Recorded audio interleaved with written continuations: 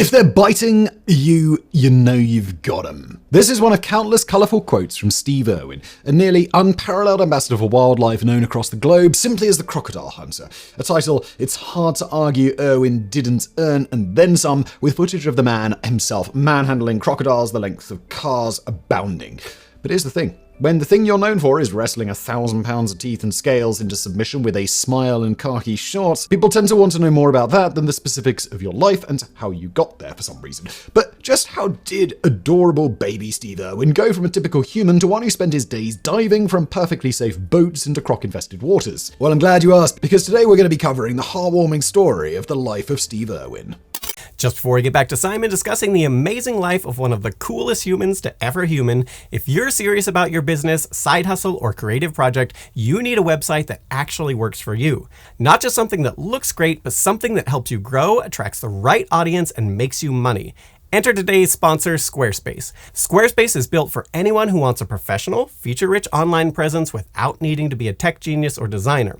And even if you are a tech genius, it's just nice to save a boatload of time via their platform.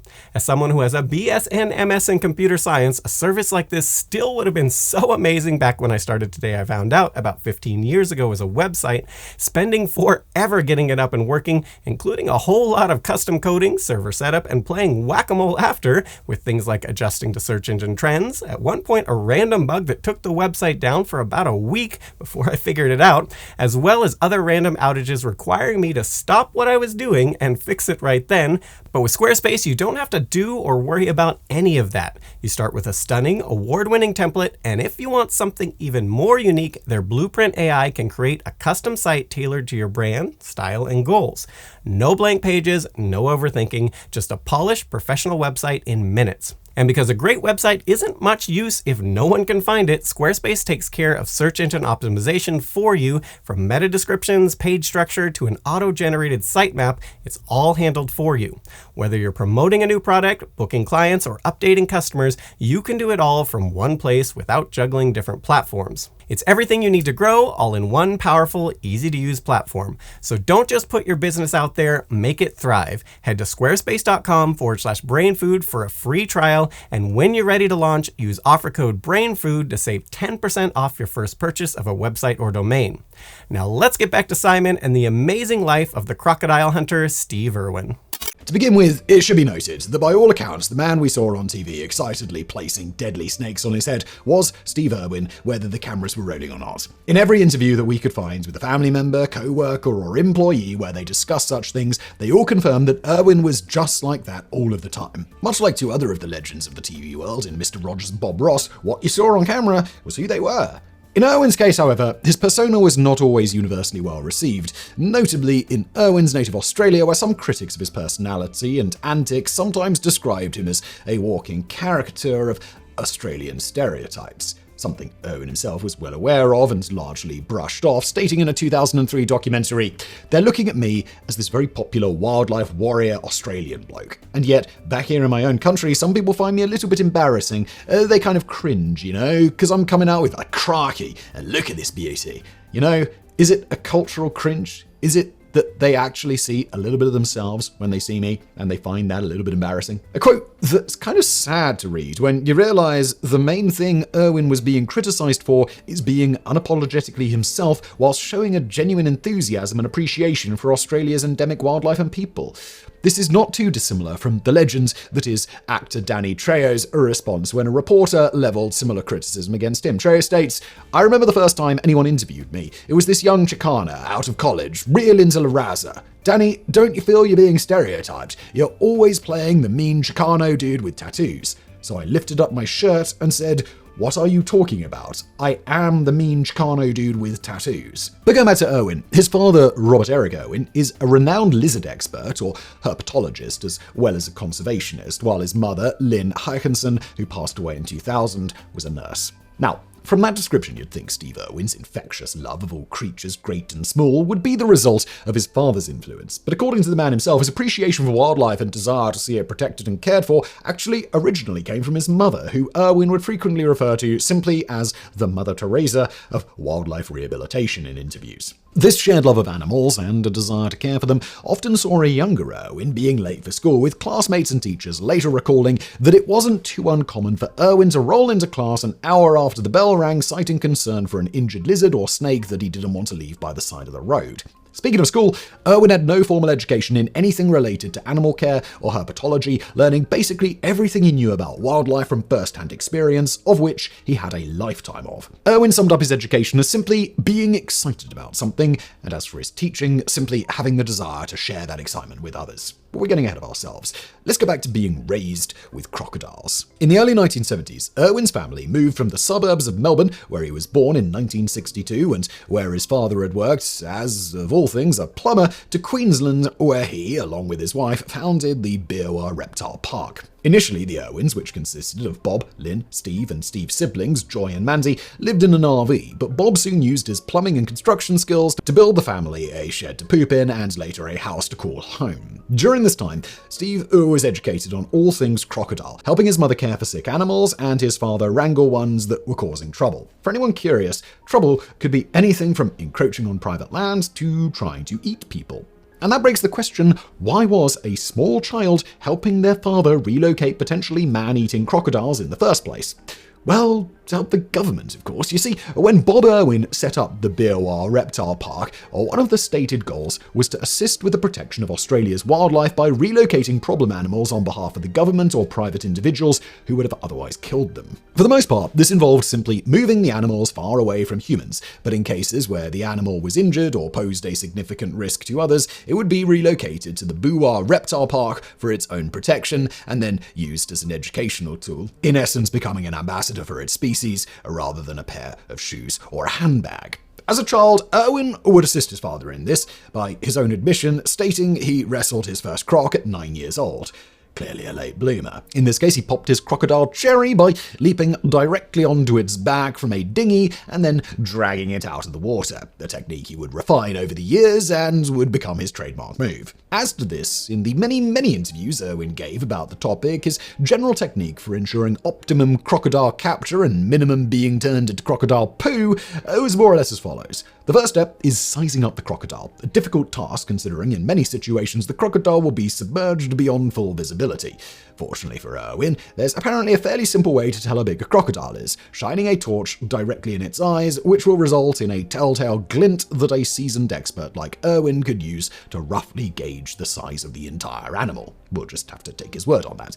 Irwin further stated he'd generally only attempt to single-handedly capture a crocodile under 6 feet in length. Why? Well, past that length, he'd be unable to fully control the tail, which on larger crocodiles can strike with the force of a leathery organic sledgehammer when the animal is thrashing about, which it's obviously going to do when someone leaps onto its back. Thus, if it were larger than that, Irwin would instead opt to lure the animals into a specially constructed crocodile-shaped cage with food before subduing it, or if the animal needed to be restrained then and there, getting a helper, usually his wife, Terry, to focus on restraining the tail while he grabbed the more dangerous end. On that note of their partnership, not just at home but at work, Terry would state, "We don't drink, we don't smoke, we are actually in love and happily married. We love our little girl, we go home to each other at night, and we believe in what we are doing. Say my husband had a dangerous job, but I wasn't with him. I don't know how you go, 'Oh honey, how was it with the police department today? You got all your fingers and toes today?' It would scare me.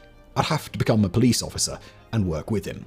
I couldn't do it." Going back to the more dangerous end of the animal, Irwin's second crocodile wrestling tip was to immediately seek to force the creature's mouth shut, which is apparently relatively easy, as while the muscles used to close its mouth are incredibly powerful, the ones used to open it are relatively weak. So weak, in fact, that a typical man can forcibly keep the jaws shut with their bare hands, provided they also possess the necessary set of lead-lined balls required to actually leap onto the crocodile in the first place. At this point, depending on the size of the animal, it can be further restrained by either the person wrestling it or a helper, which generally involves binding the creature's mouth and/or legs. Alternately, you can simply lie atop the crocodile until it tires and mostly gives up, allowing it to be maneuvered more easily. This was a technique Irwin would adopt with particularly large crocodiles, usually employing an entire team to dogpile the creature until it was fatigued enough to be handled without risk of injury to itself or to those trying to help it. As mentioned, Irwin was entirely self-taught when it came to handling crocodiles and other similarly deadly creatures, and many biographies of the man and interviews with those who knew him personally talk about the fact that he had a seeming sixth sense for wildlife honed over a lifetime, which is why he appeared so natural and at ease handling even the most dangerous creatures. As the man himself would note, snakes are very instinctive to me. I've been handling them since before I could walk. Going back to his formative years in school itself, this was seemingly uneventful, save for all the time off Irwin took due to saving animals, and on the side, he was reportedly also an excellent rugby player, playing for his high school team, the Caloundra Sharks. As you could probably guess, given that Irwin wrestled half-ton crocodiles for fun, he was apparently pretty good at tackling and bringing down humans as well. This isn't to say that he was impossible to beat, though, and there is a popular story told about the time Irwin visited the training grounds of the Brisbane Broncos and run afoul of one of the most dominant players the sport of rugby has ever seen, Shane Webker. Irwin asked if he could attempt to tackle Webker to see if his skills wrangling crocodiles would translate to wrangling a beast of a man. For anyone familiar with Webker or the sport of rugby, this request was akin to asking Mike Tyson in his prime to punch you in the face to see whether or not you could take it. In the end, Webker complied with the request and ultimately tackled Irwin like the World Cup was on the line. To Irwin's credit, while he utterly failed in bringing Webker down, he did manage to do something very few men tackled by him at full force were able to do: stand up afterwards and smile and shake his hand. Getting back to Irwin's post-school life, he spent the first decade after schooling assisting his father on behalf of the Australian government with the removal and relocation of troublesome wildlife to the family zoo and elsewhere, which on the former rebranded to the Queensland Reptile and Fauna Park around the 1980s. During this period, Irwin also became something of a local celebrity by taking part in the crocodile feeding shows that became a staple draw of the Beerwah Reptile Park. Finally, in 1991, the senior Irwin gifted the park in its entirety to his son. Shortly after assuming ownership, Irwin met his aforementioned future wife, an American named Terry Raines. According to Terry, who at the time was a conservationist with a specific interest in the care of predatory animals, she first met Irwin whilst visiting the Queensland Reptile and Fauna Park after hearing about the park's conservation efforts, which of course piqued her interest enough to make a point of visiting the park as part of her trip to Australia to learn from the man himself. When asked to later describe the moment she first saw Steve, Terry notes that he was, quote, the most incredible man I've ever seen. A thought that was quickly interrupted by the second, less fun intrusive thought of, well, he's probably married. As for Steve's perspective on the meeting, he describes the moment they first met as literally love at first sight.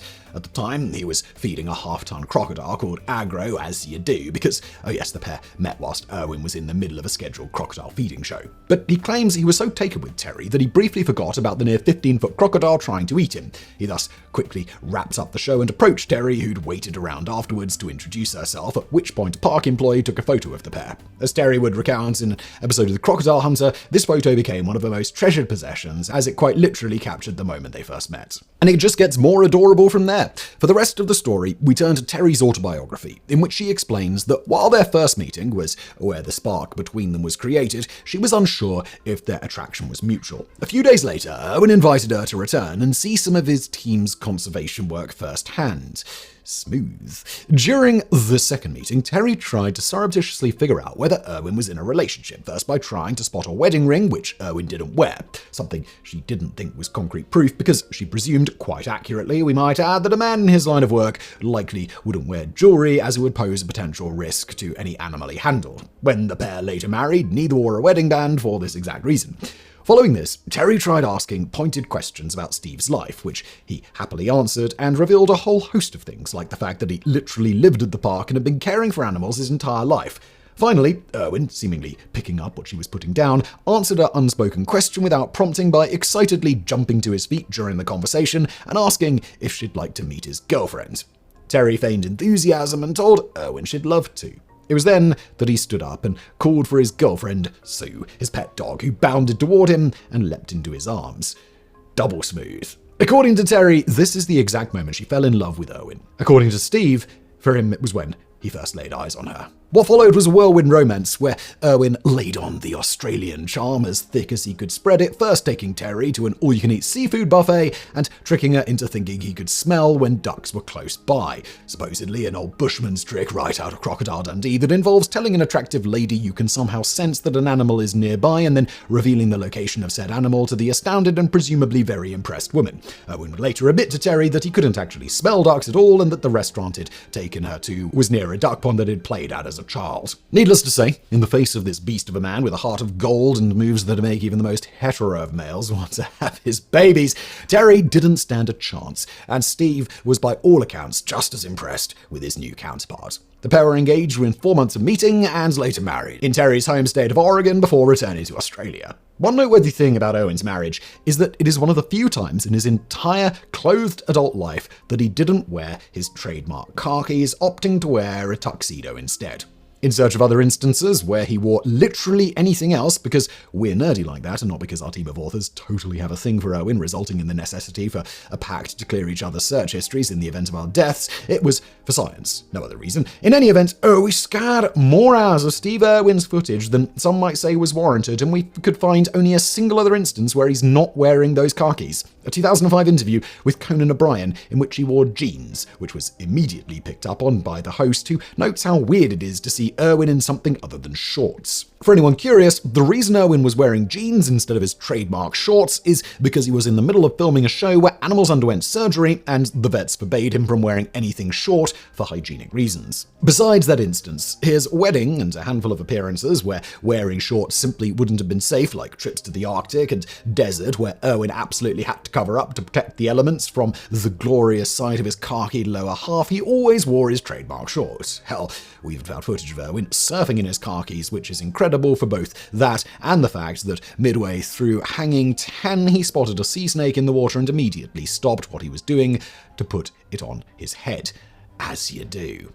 While it was often rumored that Irwin was contractually obligated to wear the outfit for branding reasons, the truth is it was simply what he felt most comfortable wearing when handling animals, and since he was pretty much always handling animals, remember, he literally lived in a zoo, it basically became his default attire 99% of the time, up to and including the birth of his own daughter and at other people's weddings, which, yes, he attended in his trademark attire. As for why he didn't like wearing a suit, Irwin summed it up best when he told an interview from the Northern Echo, quote, "The scariest moment of my entire life was my wedding, where I had to wear a tuxedo and this thing around my neck. I would sooner take on a boa constrictor. I was so scared, sweat was running down my hands. Yes, mate, I've worn a suit and will never do it again. I've learned from my mistake." Perhaps nothing sums up how committed to the bit Irwin and his family were more than the fact that following his passing, TV executives felt they needed to update the family's look when the whole Irwin clan revealed that they literally had no idea what to wear besides Steve's go-to outfit. At the entire family's insistence, this overhaul didn't see anyone stop wearing khaki, but they did get better tailored outfits and more modern haircuts to reflect the times. However, in keeping with Irwin's memory and personal sense of style, the Queensland Reptile and Fauna Park, or Australia Zoo as it's now known, sells the oversized variant he favoured as a souvenir for fans. Speaking of the name change of that zoo, this occurred around the time Terry and Irwin married and the Crocodile Hunter show came into existence.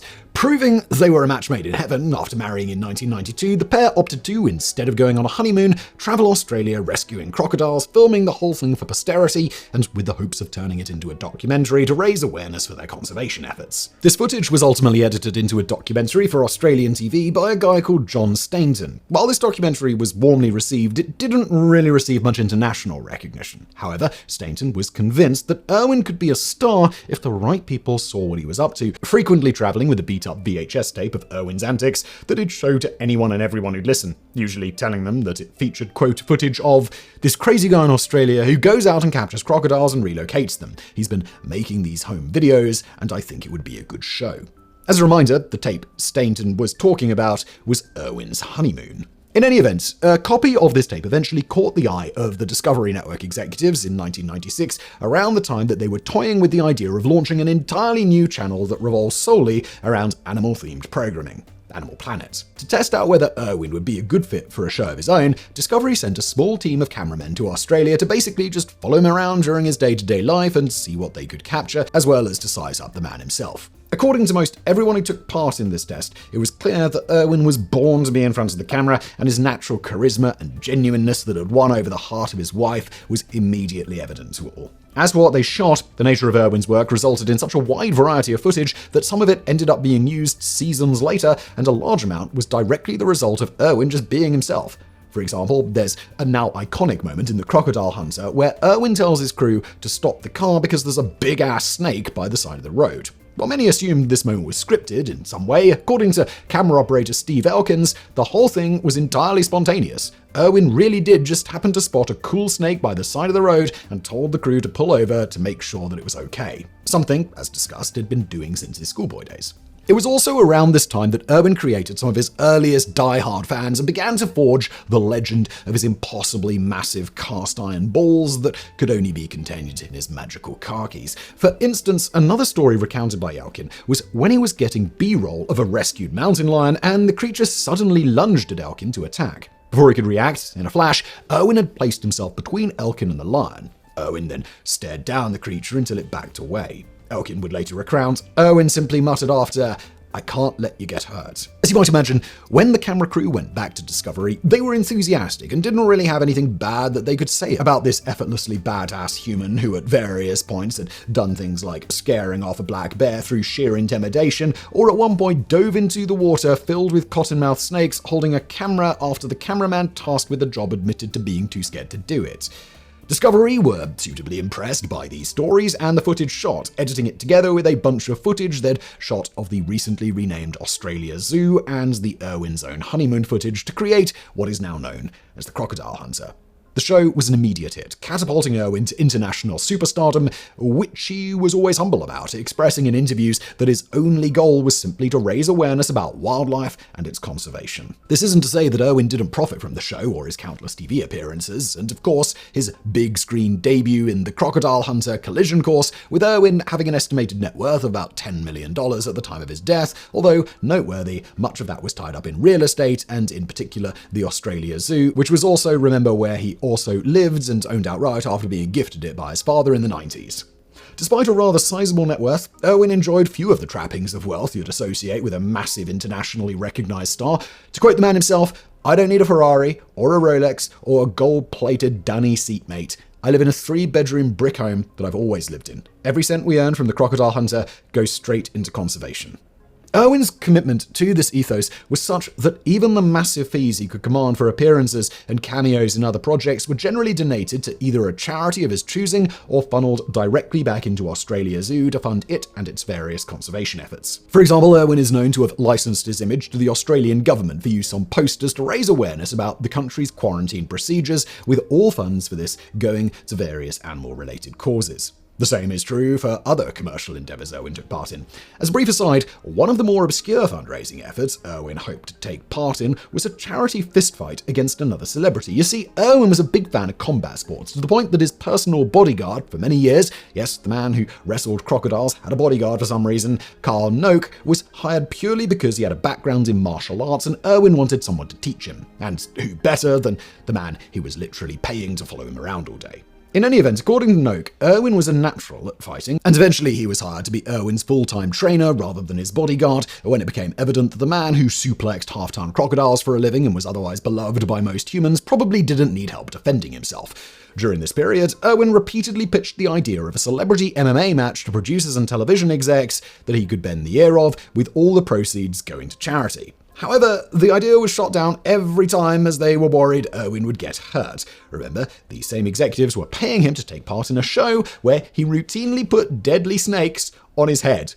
Irwin, nonetheless, kept up with training and even got as far as pitching some names to execs, one of which was Wesley Snipes, after Irwin learned that the actor was similarly a keen martial artist. This time, the idea was ultimately scrapped when Irwin learned he was half a foot taller than Snipes. Irwin was 6'2", Snipes stands at 5'9", and deemed that any fight wouldn't be fair. Yes, you heard that right. Steve Irwin literally turned down the chance to fight Blade because he didn't think it would be fair. For Blade. Another name floated by Irwin before... Another name floated by Irwin before the idea was abandoned entirely was Vin Diesel, who stood closer to Irwin's own height. Diesel's around 6 feet tall and had similar action movie chops. According to Noak, Irwin went to see Vin Diesel vehicle The Pacifier multiple times purely to size up Diesel before he was finally convinced to drop the idea by executives and go back to supposedly safer pastime of wrestling crocodiles. And that was basically what Irwin spent the rest of his time doing between various media appearances until his untimely death in 2006. According to those present when Irwin was fatally struck in the heart by a stingray whilst filming footage for a documentary on the Barrier Reef, his last words were quite fitting for a man as genuine and plain-spoken as Irwin was. He simply stated, "I'm dying, mate." The outpouring of grief following Irwin's passing is hard to quantify. But as a final thing, we think sums up his life, and the kind of man he was, is that Irwin's father, Bob, upon being offered a state funeral for Australia's favourite son, turned the offer down, telling the Australian Prime Minister that his son would much rather be remembered as an ordinary bloke. Irwin was ultimately buried in a private service in the one place he felt most at home, the Australia Zoo. Thank you for watching.